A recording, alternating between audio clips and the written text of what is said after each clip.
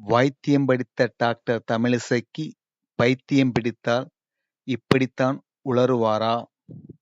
தமிழகத்தில் 40 இடங்களில் திமுக கூட்டணி வெற்றி பெற்று இருக்கிறது.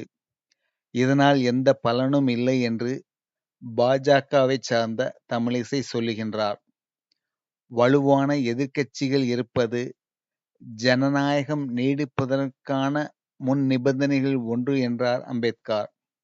ஆனால் இந்த அம்மாவோ கவர்னர் பதவியை ராஜினாமா செய்துவிட்டு தேர்தலில் நின்று படுதோல்வி அடைந்த பின் கொஞ்சம் பைத்தியம் போல மாறி எதிர்க்கட்சிகள் வெற்றி பெறுவதே வீண் என்கின்றார்.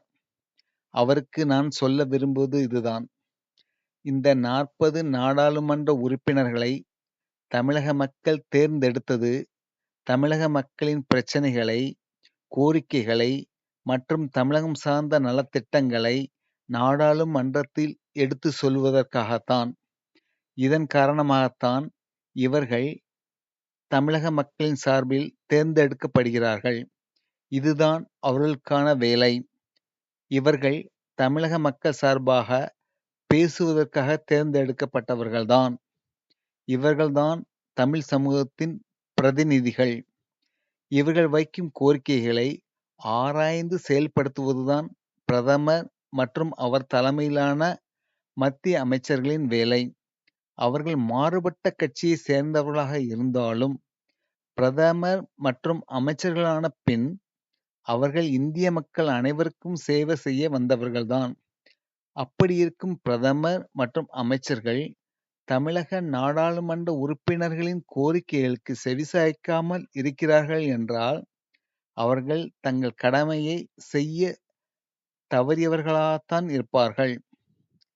மருத்துவருக்கு படித்தவர், கவர்னராக இருந்தவர் மற்றும் ஒரு கட்சியின் மாநில தலைவராக இருந்தவருக்கு இது புரியாமல் இந்த நாடாளுமன்ற உறுப்பினர்களால் எந்த பலனும் தமிழகத்திற்கு கிடைக்காது என்று சொல்வது சரியில்லை.